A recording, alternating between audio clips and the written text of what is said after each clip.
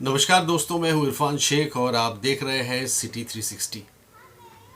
बहुत सारे मेरे दोस्त थे। जब मैं एनालिसिस कर रहा था दिल्ली चुनाव का, तो काफ़ी सारे लोग कह रहे थे, अरे वाह बहुत अच्छा, बहुत खूब इरफान मियाँ, और तुम अपना एजेंडा चला रहे हो वगैरह वगैरह।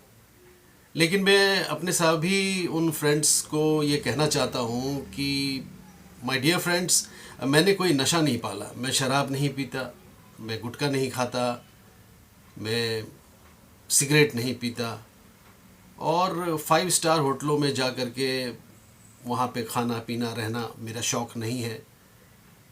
ये मेरे दोस्त जानते हैं इस बात को। तो कोई भी ऐसा चीज़ मैंने नहीं पाला जिसके लिए मुझे कोई एजेंडा चलाने की ज़रूरत पड़े। रही बात खाने पीने की, तो दाल रोटी खाता हूँ, उसी में बहुत मज़ा आता है। और किसी भी ढाबे में अपने दोस्तों के साथ चाय पी लेता हूँ। वो कुछ गुनगुनाते हैं पुराने गाने, तो उनको सुन लेता हूँ। और हाँ, कॉलेज में, यूनिवर्सिटी में, स्कूल में जो बच्चे हैं, जो हमारे बच्चों के उम्र के हैं, उनसे बातचीत करता हूँ। वो कुछ सीखना चाहते हैं तो उन्हें सिखाता हूँ। और यही सब कुछ है, यही दुनिया है हमारा।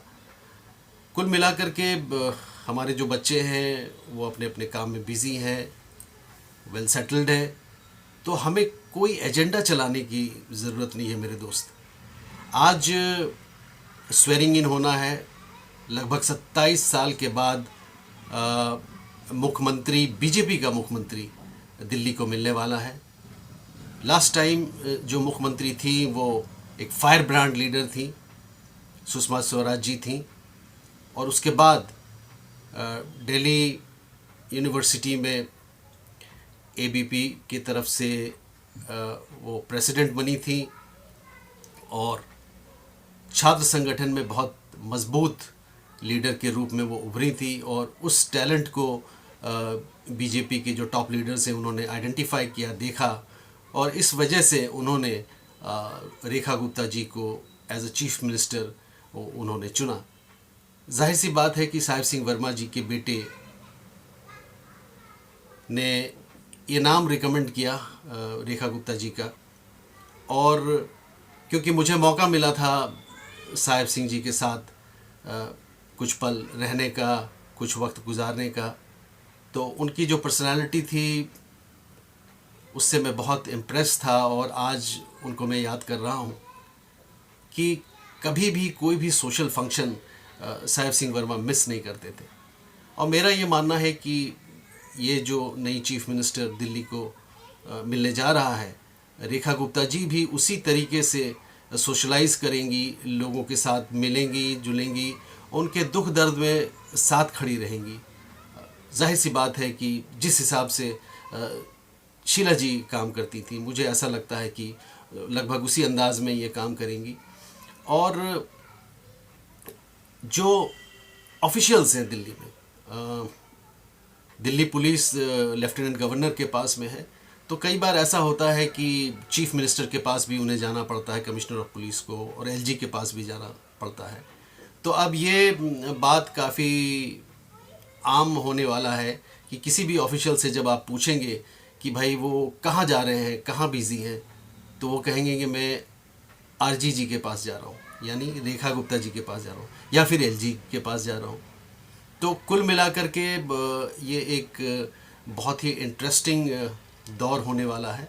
और दिल्ली के लोग जिस मंशा से उन्होंने बीजेपी को चुना है, और ये डबल इंजन की सरकार की बात हो रही है, तो मुझे ऐसा लगता है कि काफ़ी फास्ट पेस ग्रोथ होने वाला है। और एक ग्लोबल डेवलपमेंट हुआ है कि एलन मस्क की निगाहें अब हिंदुस्तान में हैं, और वो चाह रहे हैं कि टेस्ला की एक कंपनी इस्टेब्लिश किया जाए हिंदुस्तान में, क्योंकि उससे वो जो प्रोडक्ट है, वो जो कार है, जो ऑटोमोबाइल है, वो काफ़ी चीप होने वाला है अगर वो हिंदुस्तान में बनाया गया। And it would be easily affordable by the Asian countries, क्योंकि अगर अमेरिका से उसे इंपोर्ट किया जाए तो वो बहुत ही महंगा होगा। तो मुझे ऐसा लगता है कि ये अपॉर्चुनिटी मुझे पता नहीं किस स्टेट को मिलने वाला है। हो सकता है कि महाराष्ट्र को मिले, हो सकता है गुजरात को मिले, लेकिन मेरा ये मानना है कि दिल्ली एनसीआर एक बड़ा हब है। और जितने भी टैलेंट पूल है यहाँ पे सबसे ज़्यादा है, और अलग अलग स्टेट से लोग यहाँ पे आके रहते हैं। तो नोएडा को अगर हम देखें, नोएडा में स्पेस की कोई कमी है नहीं, और नोएडा में अगर इस तरह की फैक्ट्रीज़ को इस्टेब्लिश किया जाता है तो मेरे हिसाब से दिल्ली एनसीआर के लिए बहुत ही मुफीद रहेगा।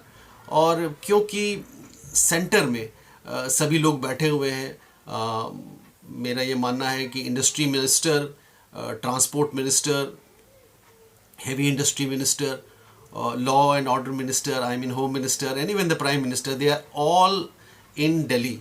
So जहाँ तक मॉनिटरिंग की सवाल है, वो मॉनिटरिंग भी बहुत अच्छी तरीके से हो सकता है, और जो बेसिक लाइसेंस लेने की ज़रूरत है, उसके जो पैरामीटर्स हैं उसको मॉनिटर करने की बात है, जितने भी ऑफिशियल्स हैं, एक ज़बरदस्त कोऑर्डिनेशन हो सकता है। तो मेरी ये गुजारिश है कि अगर मुनासिब हो तो टेस्ला की जो फैक्ट्री है वो मेरे ख्याल से नोएडा में लगाएं तो बहुत अच्छा होगा।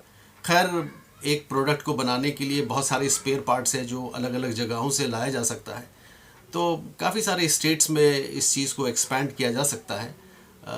कुल मिलाकर के आज स्वेरिंग इन होना है रेखा गुप्ता जी का। मैं बधाई देता हूँ उन्हें, और क्योंकि वो एक महिला है तो इमोशंस को वो बहुत अच्छी तरीके से समझेंगी। और जो बच्चे हैं जो डिप्रेशन में चले जाते हैं स्कूल के और कॉलेज के, मेरा ये मानना है कि किसी तरीके का एक वो टास्क फोर्स बनाए और एक मॉनिटरिंग करें, और कुछ लोगों को अलग अलग डिपार्टमेंट से चूज़ करें। एनजीओ से कुछ लोगों को रखे, कुछ रिटायर्ड आईएएस ऑफिसर्स को रखे, कुछ सीनियर जर्नलिस्ट को रखे, और एक पूल बनाए जो बच्चों के साथ इंटरेक्ट करे और उनको समझे, उनको मोटिवेट करे। मेरा ये मानना है कि ये बहुत ज़रूरी है।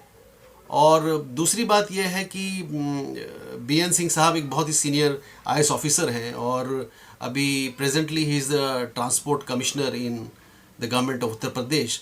और उन्होंने एक बहुत ज़बरदस्त काम किया है कि उन्होंने इंस्ट्रक्शन भेजा है लखनऊ यूनिवर्सिटी को, गोरखपुर यूनिवर्सिटी को, उनके वाइस चांसलर को, कि कोई भी व्यक्ति, कोई भी स्टूडेंट, कोई भी ऑफिशियल अगर बिना हेलमेट के यूनिवर्सिटी आ रहा है तो उसकी एंट्री ना हो। कोई भी ऑफिशियल या कोई भी स्टूडेंट अगर कार से आ रहे हैं और सीट बेल्ट अगर नहीं लगाए हैं तो उनकी एंट्री ना हो। तो मेरा ये मानना है कि इस तरह का रूल अगर दिल्ली के चीफ मिनिस्टर ने इम्प्लीमेंट किया तो भी बहुत अच्छा हो, क्योंकि बहुत सारे प्राइवेट यूनिवर्सिटीज़ दिल्ली एनसीआर में हैं, बहुत सारे गवर्नमेंट यूनिवर्सिटीज़ हैं दिल्ली में, ख़ास तौर पे दिल्ली यूनिवर्सिटी और जामिया मिलिया यूनिवर्सिटी, जवाहरलाल नेहरू यूनिवर्सिटी, इन सब को अगर एक इंस्ट्रक्शन दिया जाए कि बच्चे विदाउट हेलमेट एंट्री नहीं कर सकते हैं और बच्चे विदाउट सीट बेल्ट एंट्री नहीं कर सकते हैं, तो there can be lot of check in the kind of accidents that happen in the roads of Delhi NCR, और बच्चों को सुरक्षित रखा जा सकता है। मेरी ये गुजारिश है, और congratulations once again to the whole team of